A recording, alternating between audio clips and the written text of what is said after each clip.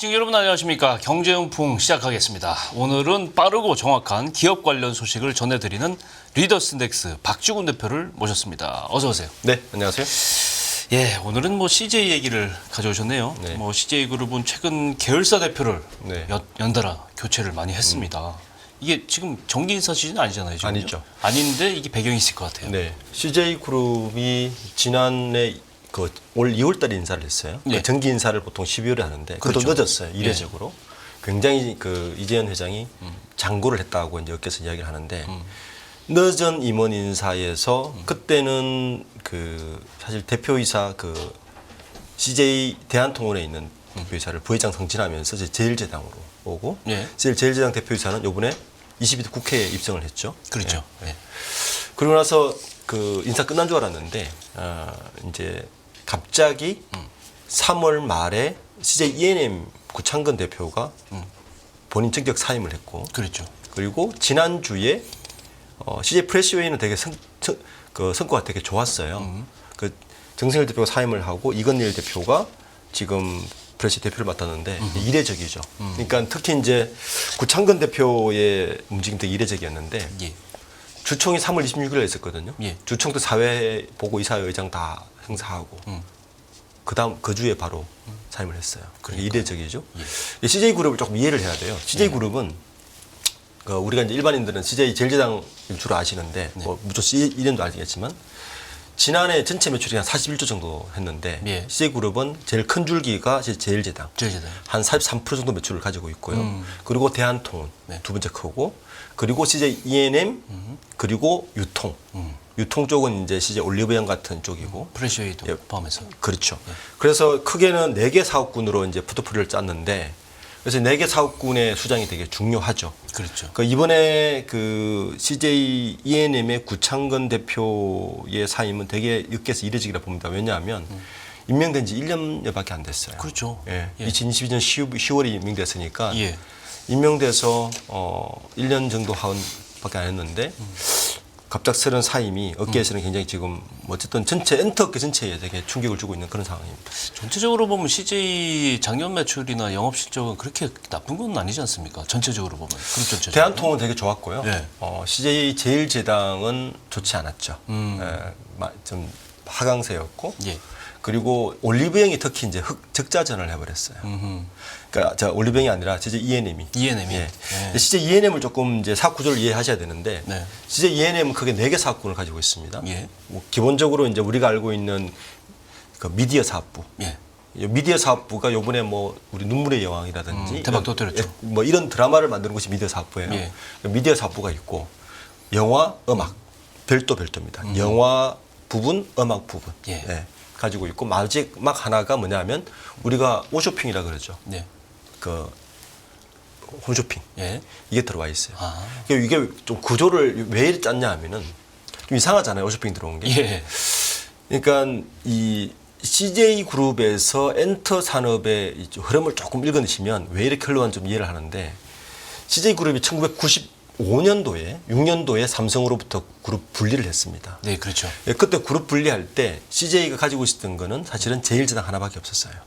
손봉남 이재현 회장의 모친이죠. 네. 손봉남 여사가 당시에 이병철 회장에게 받았던 삼성물산이나 삼성 관련 지분 15.6%를 제일제당과 맞바꾸기를 해서 예. 제일제당을 그룹에서 분리해서 이제 CJ 그룹이 기초가 됐는데 네. 96년도에 CJ 이재현 회장이 당시에 이 그룹 분리를 하면서 혼자 고민을 뭘 하셨냐면은 CJ 그룹이 이제 분리를 했는데 우리 살아남을 방법은 이미 다른 그룹들이 95년이면 이미 다 자리를 잡을 때 아닙니까? 그렇죠. 아이전이었으니까 최소한 아시아에서 한 1등 정도 할 수 있는 아이템을 하나 잡아야 되겠다. 그리고 좀 글로벌하게 우리 갈 수 있는 걸 잡아야 되겠다.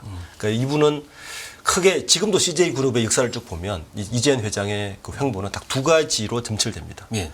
그러니까 최소한 글로벌 할 수 있는 것들. 제일제당도 마찬가지고 대한통운도 지금 그 길을 가고 있거든요. 예. 글로벌 하려고. 예. 그리고 최소한 아시아에서는 1등 정도 해야 되는 새로운 사업. 보통 CJ에서는 CJ 정신을 여러 가지로 이야기하는데 요 아이템 중에 하나 잡았던 게 96년도에 바로 엔터 산업이었어요. 아. 그때 워너브라더스라든지 뭐 미국에 이제 투자를 하지 않습니까? 그렇죠. 사업을 투자를 하고 영화 사업을 그때 진출을 시작하거든요. 했죠. 20년을 고생하신 거예요. 사실은 기생충이 나오기까지 네네. 한 25년을 고생하신 거죠. 그렇죠. 기생충이 나오기까지. 그러면서 이제 엔터테인먼트를 계속 투자를 해야 되니까 CJ E&M의 제일 처음에 이 투자를 위해서 붙었던 회사가 넷마블이었어요. 아하. 기억하시겠지만 넷마블이 2014년까지 CJ E&M의 같은 회사였습니다. 그렇죠. 그리고 분류했어요. 분류했어요. 그러니까 적자였는데 그나마 넷마블 때문에 영업이익을 흑자로 약간 그때 갔던 그런 영역이었는데 넷마블이 떨어지고 나가니까 계속 투자를 해야 되잖아요. 그 다음에 붙인 게 CJ 오쇼핑입니다. 지금도 그런 구조를 가지고 있어요. 그러다 보니까 이재현 회장 입장에서는 CJ E&M을 계속 키우고 싶은 마음은 계속 있는 거죠. 왜냐하면 그렇죠. 자기 자식 같은 거잖아요. 그렇죠. 그룹 분리할 때부터 시작했으니까. CJ의 정신이 들어가 있는 정신이 들어가 있는 거죠. 본인이. 사실은 제일제당 받은 거고 네. 본인이 일으킨 거는 E&M. 그리고 대한통도 사실은 2011년에 인수했거든요. 그렇죠. CJ E&M이 출발이 2011년입니다.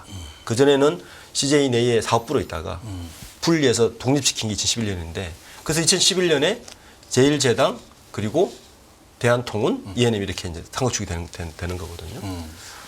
그러다 보니까 투자를 해야 되는데 투자가 필요한 게 보니까 오쇼핑을 또 붙인 거예요.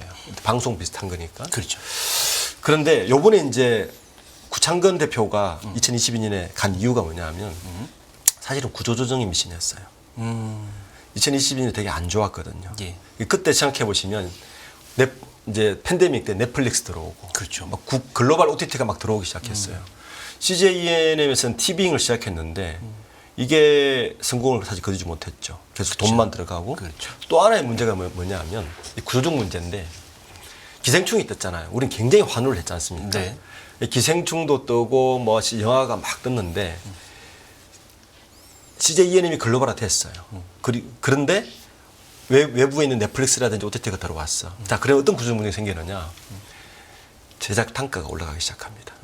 당연히 그렇겠죠. 그렇죠. 왜냐하면 예. 이미 뭐 오징어 게임부터 이런 게 만들기 시작하니까 예. 이미 연기자들이나 들어오는 분들은 이미 글로벌화 된 거예요.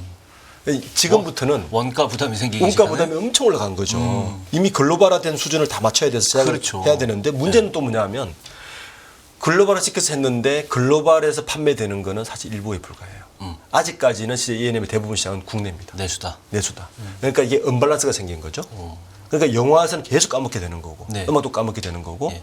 그나마 드라마 이번에 뭐 눈물의 양 같은 드라마가 그나마 근근히 버텨주고 있는 그러다 보니까 영화가 까먹은 건 고스란히 적자로 돌아섭니다. 이런 구조적 문제를 가지고 있는 거예요. 구창건 대표의 이력이 되게 특이하거든요. 왜냐하면 구창건 대표가 1973년생 2월생인데 서울대 9일 학번이에요. 경제학과인데 예. 이분이 원래는 동원정권으로 들어가서 정권사 정권맨이었습니다. 리서치였어요. 예. 근데 어떻게 CJ에 들어갔느냐? 2010년도에 삼성정권에 있을 때 이분이 CJ 관련 리포트만 계속 쓴 거예요. 분석 리포트만. 아. 그 이재현 회장이 그걸 보고 있다가 예. 이제 그새 맞은 거죠. 그래서 스카웃을 해왔어요. 그 2010년도에 CJ로 들어와가지고 이분이 잘 했어요. 그 CJ 들어와가지고 제일 처음에 CJ 전략실장을 하다가 올리브영과 푸드비를 성공을 시켜버립니다. 그 직전에 대표를 올리브영 대표를 맡았거든요. 지금 올리브영 잘 나가잖아요. 예. 지금 이선정 여자 대표로 앉혀가지고 지금 CJ 그룹에서 그나마 제일 잘 나가는 계열사인데 그러니까 그 실적으로 그러면 CJ E&M도 한번 해봐라고 이신이 보낸 거죠. 그렇군요. 그러니까 정부사 출신이다 보니까 아무래도 그런 미디어에 대한 이해보다는 2023년에 작년에 되게 말이 많았어요. 왜냐하면 11개 사업부를 6개를 줄이고 하면서 극도의 이제 구조조정을 했거든요. 네. 그래서 지금 작년에 실패한 영화 중에 몇 가지 영화를 보면 뭐 예를 들어서 외계인 1, 2 이런 거 다 실패했는데 그렇죠. 그 당시에 말이 뭐냐면 아니 스케일은 글로벌인데 아니 일할 사람이 없다. 뭐 이런 말이 되게 많이 나왔어요. 네, 그런 게 누적됐고 뭐 오죽했으면 이번 부산영화제 때는 영화업계에서 CJ E&M 영화에서 떠나는 거 아니냐는 말까지 나올 정도였어요. 네, 이 문제 때문에. 그래서 지금 그런 구조적 문제를 안고 구창건 대표가 들어와서 해결하려고 열심히 했는데 사실 1년 만에 본인이 사임해버렸거든요. 뭐 이유는 뭐 이유는 뭐 일신상의 일시상 이유 개인사유다. 그리고 뭐 휴직이라고 지금 그렇게 이야기를 하는데 굉장히 힘들었을 거라고 저는 봅니다. 제가 일단 CJ E&M의 그런 구조적 문제를 어떻게 해결할 수가 굉장히 어렵기 때문에. 그러니까 지금 이번에 대표된 분은 그 오쇼핑 대표예요, 솔직히 말하면. 네. 공동대표 하다가 공동했죠. 왜냐하면 워낙 오쇼핑이 워낙 강하니까. 그렇죠. CJ E&M의 전체 매출 중에서 약 50% 가까운 영업이익이 사실 여기서 나오는 거거든요. 그렇군요. 예, 그 미디어 쪽에서 조금 나오고 영화, 음악 계속 까먹고 있는 실정이니까. 그래서 그 윤상현 대표 같은 경우는 지금 CJ E&M의 저는 임시 대표로 생각하고요. 지금 이제 재계에서 나오는 말은 하이니 대표가 다시 가지 않느냐. 예. 지금 CJ E&M 왜냐하면 CJ 그룹에서 CJ E&M은 굉장히 이재현 회장의 굉장히 아끼는 그러네요. 사부밖에 될 수밖에 굉장히 없는 상징적인 회사예요. 그렇군요. 그리고 이미경 회장이 이제 부회장이 많은 걸 하고 있는 것 같지만 사실은 이면에 이재현 회장이 굉장히 이걸 가지고 있는 기업이라서 지금 이번에 전격 교체는 그런 의미에서 업계에서 굉장히 지금 요즘 엔터기가 시끄럽지 않습니까? 그렇죠. 하이브 시끄럽잖아요. 하이브도 미니도 시끄럽고. 그래 거기에다가 뭐 이쪽 된 그 지금 CJ E&M 이런 데다가 거기에다가 지금 지난 금요일 날 카카오가 SM 엔터를 합병 승인을 받았어요. 공정위로부터. 예. 조건부 승인. 이건 또 사실은 엔터계에 굉장히 또 파격이거든요. 왜냐하면 OTT 서비스 기능이 또 달라지는 거예요. 카카오 가지고 있지 않습니까? 그렇죠. 그러니까 지금 OTT 서비스가 카카오 쿠팡, CJ 이런 경쟁을 3파전이죠. 3파전인데 사실은 그보다 더 큰 외국의 넷플릭스하고 또 경쟁을 지진의 경쟁을 해야 되는 판이죠. 그렇지. 굉장히 힘든 시기라서 우리가 K 컨텐츠, K 엔터 산업은 굉장히 성장했지만 이런 문제를 어떻게 해결할 것인가가 지금 관심거리로 떠오르고 있습니다. 일단 뭐 CJ E&M 같은 경우는 적자 전환도 하고 실적 자체도 이제 안 좋고 실적 부진의 이제 배경도 말씀해 주셨는데 TVN 광고 보면 문화는 CJ가 만든다. 네. 뭐 이런 카피도 있잖아요. 네. 굉장히 뭐 이미경 부회장의 그 시상식에서 네. 얘기도 기억이 나고 하는데 이 눈물의 여왕이 이제 연초에 터졌단 말이에요. 네. 이게 실적 반영되지 않을까? 이게 이렇게 되면 좀 올해 실적이 좀 중반기 들면 좀 개선되지 않을까? 그런 시각도 있지 않을까? 그 사실 저도 눈물의 양을 좀 봤거든요. 와이프 때문에. 네. 저한테 같이 봤는데 저는 이제 산업 관점으로 본 게 예, 저렇게 광고가 많이 들어갔어? 5분 단위로 광고 들어가요. 거의. 맞아요. 예, 중간중간에. PPL도 다. PPL도 굉장히 들어가고. 야, 진짜 ENM이 미디어 쪽에서 엄청난 돈을 벌려고 지금 하는구나. 저는 이제 드라마보다는 그 드라마 산업적으로 PPL 뭐가 나오는지, 협찬에 누가 붙었는지. 많이 쫓기고 있다는 인상을 받으셨군요. 그렇죠. 저는 그렇게 인상을 받았습니다. 그리고 이제 CJ ENM이 어떻게 앞으로 이 난관 헤쳐나갈지가 저는 굉장히 좀 관전 포인트를 보고 있습니다. 네. 어쨌건 뭐 그런 정신을 보면 K 콘텐츠에 대한 K 영화라든가 이런 문화에 대한 강국에 이끄는 CJ로서는 사실은 그 좀 복구가 됐으면 좋겠다는 생각을 개인적으로 하게 되는데 결국은 이제 CJ 전체적으로 보면 이제 실적 부진을 그 극복해야 되는 숙제는 회사로서는 있는 거고 이 유통 쪽에서 보면 유통 쪽도 좀 봐야 될 것 같아요 저희가 CJ 프레스웨이 여기 이제 유통 식자재, 네. 뭐 단체 극식 이런 거 하는 회사인데 이게 이제 이것도 이제 실적이 뭐 좋았는데 지난해 뭐 프레시웨이가 좋았는데 네. 그러면서 전체적으로 이제 3조 클럽에 다시 재입성했는데 올해 들어서 이제 부진해지고 있다.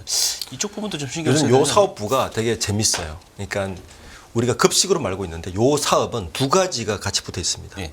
그러니까 급식 사업부와 식자재 유통 사업이 같이 붙어 있어요. 실제 시장은 식자재 유통이 훨씬 큽니다. 유통이 훨씬 크다. 우리나라 전체적으로. 그러니까 요쪽 업계가 4개 기업이 지금 경쟁을 하고 있는데 예. 식자재 유통과 급식 이 두 개를 붙여가지고 합치면 제일 큰 데가 현대 그린푸드입니다. 현대그램프. 한 4조 정도 해요. 그렇군요. 예, 그리고 2위가 CJ 프레시웨어예요. 이거 3조가 넘었죠. 3조 클럽을 찍었고 3위가 삼성 웰스토리고 4위가 아우홈입니다. 아우험이고. 아, 근데 급식으로만 떼놓고 보면 웰스토리가 2위, 네. 아우홈이 2위입니다. 그렇군요. 이런 이제 두 개 사업구로 분리돼 있어서 예. 요 사업구는 근데 CJ 프레시웨이는 원래 CJ 제일장을 가지고 있기 때문에 식자재 유통 자체가 원래 사업부가 강해요. 그렇지 않겠습니까? 연계가 돼 네. 있으니까. 현대 그린푸드는 워낙 오랫동안 했고 예. 네, 거기에다가 이제 급식까지 붙었는데 요즘 이쪽 업계의 그 핵심 화두는 글로벌 진출입니다. 어. 네. 누가 글로벌 교두보를 빨리 확보하느냐가 이제 국내 시장은 거의 다 포화됐다. 어. 네. 그러니까 식자재 유통과 급식 두 개를 가지고 글로벌 전략을 하는 단계인데 CJ 프레스웨이 되게 좋았어요. 그렇군요. 좋았는데 갑자기 그만둬서 이게 또 지금 의아했습니다. 여기도 아니, 예. 구창근 대표 비슷한 사유예요. 개인적 사유, 좀 쉬고 싶다. 예, 정성필 대표가 그랬는데 여기는 이번에 들어온 분은 뭐 이건일 저기 대표라서 이분은 원래 제일장 출신이에요. 네. 뭐 미국 법인장 하시다가 예, 이번에 예. 갑자기 맡은 것 같아서 예. 이쪽 시장도 아우홈까지 묶으면 되게 또 재밌는 시장으로 흘러가고 있는 것 같습니다. 프레시웨이 같은 경우는 그럼 앞으로 그 실적보다는 사실은 글로벌 전략을 짜기 위해서 수장을 정승필 교체했다. 대표가 계속 그 일을 하다가 지금 수장을 갑자기 그만둔 거예요. 예. 아마 그 길을 가야 될 겁니다. 예. 국내 시장은 너무 이렇게 탄탄한 데다가 네. 특히 급식 시장이 이미 대기업 지난해부터 대기업의 문호를 열어줬어요. 정부에서 예. 이제 다 돌아서도 된다라고 열어줘서 이쪽 시장이 굉장히 지금 중추정부층이 될 거기 때문에 아마 식자재 유통 쪽이 강자가 좀 더 강할 거고 급식 부분은 글로벌화 갈 수밖에 없는 상황. 그렇게 될 겁니다. CJ는 사실 그룹 전체적으로 봤을 때는 내수에 기반한 사업을 많이 했다면 사실 최근 한 10년 이상은 글로벌 사업의 진출을 맞습니다. 그 중점을 주고 했다. 이 수장이 바뀌는 것도 사실 그런 거에 더 방점을 찍는 그 흐름이 아닐까. 전체적인 CJ 그룹의 흐름은 글로벌의 방점이 굉장히 강합니다. 그러니까 CJ 대한통도 사실은 우리가 대한통 국내 유통사를 알지만 글로벌 방점이 굉장히 많아요. 그렇군요. 저는 그래서 이번에 HMM이 인수 다시 나오지 않았습니까? 그러니까요. 그게 저는 굉장히 관심이죠. 그래서 CJ 그룹이 관심이 되게 많지 않을까? 그러니까 현재도 글로벌 교두보로 되게 필요한데 CJ는 글로벌에 가려면 어차피 요즘 알리나 테무 다 CJ를 통해서 많이 들어옵니다. 그렇죠. 그 CJ 온해가 그러니까 알리를 잡는 바람에 굉장히 급증했거든요. 테무하고.